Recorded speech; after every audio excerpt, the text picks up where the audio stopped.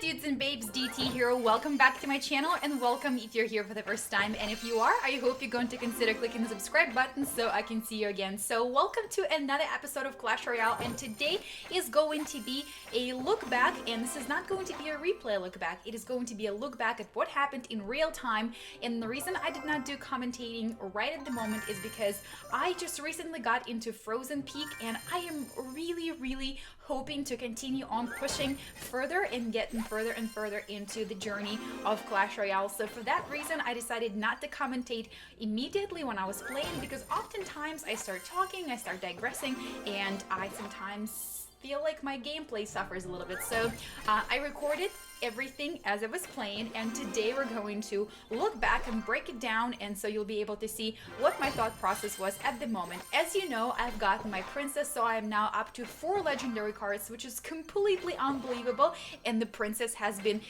well, I don't know, present from Clash Royale gods, I should say. Because of princess, I feel like I'm finally able to push a little bit further, and I absolutely am hoping to get another one really soon so I can upgrade her to level 2 and therefore make her a little bit more hardy and a little bit harder to take down with, let's say, I don't know, arrows.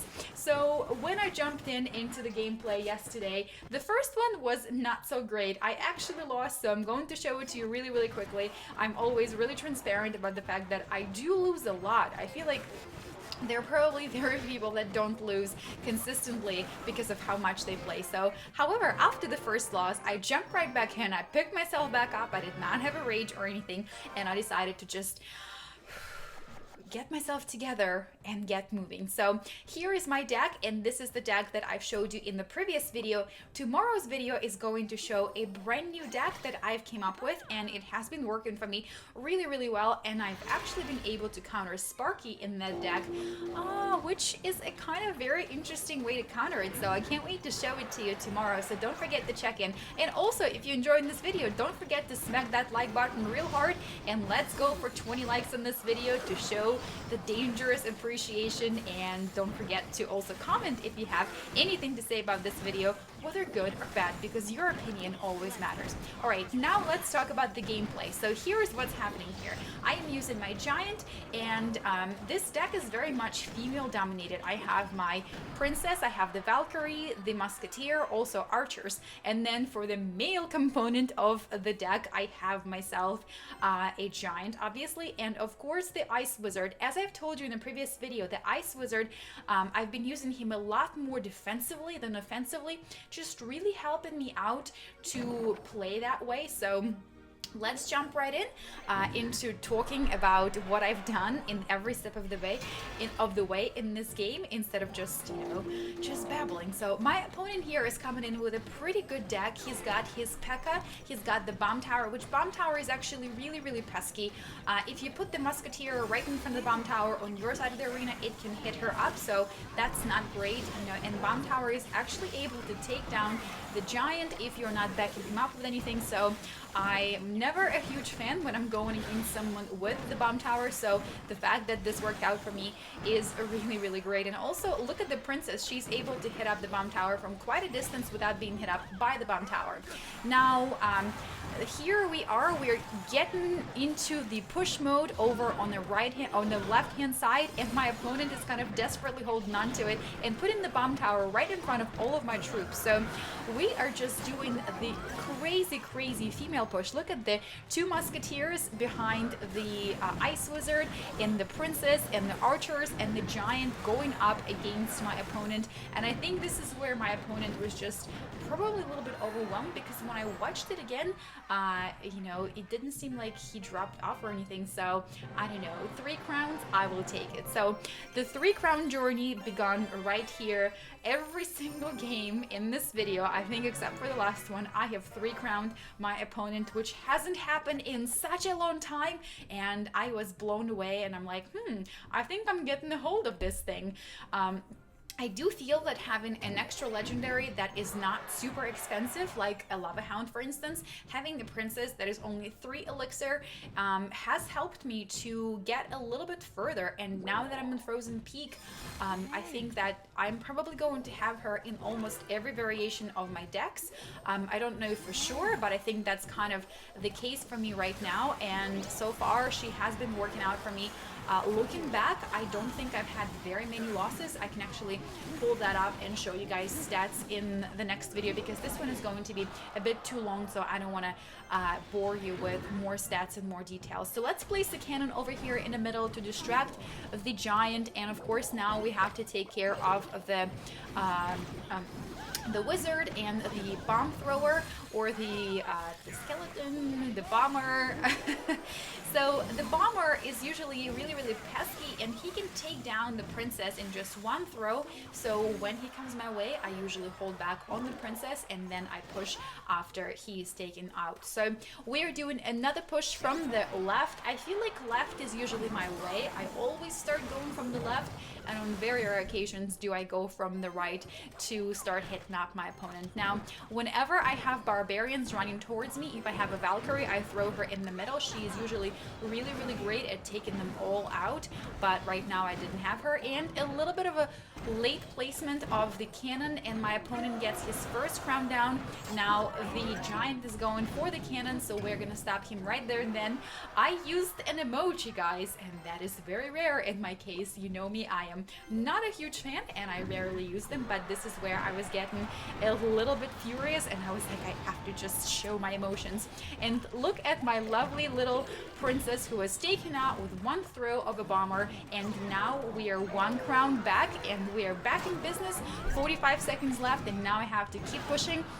Otherwise, we're going to go into overtime, and that's when, you know, things get tough. So I always prefer to get my victory before the overtime, but if not, then I will just keep on pushing. A giant back-to-back push. Each opponent, you know, my opponent and myself, we are pushing with the giant. I am definitely gaining territory really quickly. Look at the amount of troops that I have on my opponent's side versus the amount of troops that he has. Now his barbarians are going to turn around for my Valkyrie, and now we once again are dominating. We're going to take down the witch, and the ice wizard is going to help out with taking down the Valkyrie, and we are just pushing it. 9 seconds left, we're going into overtime, and he is trying to stop me with, you know, with his bomber and with throwing fire bombs, but we have gotten a much better deck, you guys. I feel now the cannon placement over here to take down the giant, and instead of placing a musketeer, I had to rethink it and just put a Valkyrie there to take down the witch, because otherwise I feel that we would not have had a better luck, because witch would have definitely helped out with taking out the cannon, and then the giant would have been going for the crown tower, I mean for the arena tower, and the musketeer wouldn't have been as good in that situation. Now I have to get pushing, guys. Remember, this is a 3 crowner over here that I'm trying to show you. So we are going from the left now. My giant is heading up to the crown tower, and my opponent is doing a push on the right. Now what I'm going to do is, while he's throwing everything he has on the right, I'm going to sneakily sneak up on him from the left and take down the crown tower just like that. And I was once again so thrilled. It has been a long time since I've had a 3 crowner back to back, and believe me, when I jumped into another game and also 3 crowned it, I was pretty much thinking like, pinch, is this real? Is this actually happening? But it was real. It was actually happening. I guess I was just having a good Clash Royale day. You know, I've had plenty of bad Clash Royale days, and God knows I've shared those with you because there are some videos on my channel of me ranting and venting and raging about Clash Royale. So here we go, a cannon in the middle to distract the giant, and the musketeer gets placed over there. Look at the sneaky goblin barrel. The goblins are sneaking up on my tower on the right, and look how much damage they cost, but it's quite okay. While he was concentrating on the right hand side, I'm doing a push on the left, and the giant is getting up closer and closer. The barbs are going to take him out, but I'm not going to actually worry about that. I'm not going to throw a backup there, because we're also causing a ton of damage on the right hand side. Now we're going to distract the barbarians with a Valk, and like I said, the Valk is really great against taking out the barbarians. Now of course the minions are too, but then I don't often have minions in my deck. Now, the deck that I'm going to show you tomorrow actually does feature minions, and they do help me out big time, and you're going to see exactly what I'm talking about. Now here comes the prince, guys. I have not seen a prince in such a long time, and one of my most watched videos on YouTube is the one that talks about how to get a prince. And I remember when he first came out, everybody was just crazy about getting the prince, and you know, everybody wanted a prince, and hence so many people searched for how to get a prince, and I just made a video about it. But honestly, I haven't seen the prince combo in quite some time. I've played against somebody with a dark prince and a regular prince a few days ago, and I have to say, dark prince, I am not a huge fan. It does not take much to take him out. Once the shield is down, he goes down really quickly, so I'm actually personally not a huge fan. So another cannon placement over here to stop the giant, and once again, look at the goblin barrel. They are so sneaky because my crown tower is now activated, but my arena tower was concentrating on taking out the giant, so therefore it was not hitting up the goblin barrel or the goblins from the goblin barrel. But now we're 1 for 1 crown for each, and we are actually doing the opposite direction, so the pushes are kind of counteracting each other. So now I got a little bit of an advantage on a left hand side, and I'm going all in, guys. All elixir is going right in. I am no longer saving, because now is the time to go hard or go home. I am so into the idea of having another 3 crowner, and now we're 2 crowns in, and once again, guys, I'm so happy here, because look at that, we were 2 for 2, and then I'm just thinking everything I have is going to go into that last push, and we are going for it. 7 seconds left, we're going into an overtime. My Valkyrie and my princess on the right are hitting up the crown tower, and my opponent is throwing a giant so that the giant starts on my crown tower, and just like that, we finish it all off. And once again, a 3 crown victory. So 3 for 3. I am not even kidding you guys. I was incredibly happy. So here I'm thinking, okay, I only have 1 crown to get until I open the crown chest. So why not? Let's go ahead and give it a try. And so I go right in. And if I'm not mistaken, I think I also 3 crown this one. Like I said, this was recorded yesterday, so I'm gonna have to just look right into it. And I don't remember, but I think this also was a 3 crowner. So same deck, same strategy, everything was working for me, and you know what they say, if it's not broken, do not fix it. So I decided to just keep it coming and keep it going.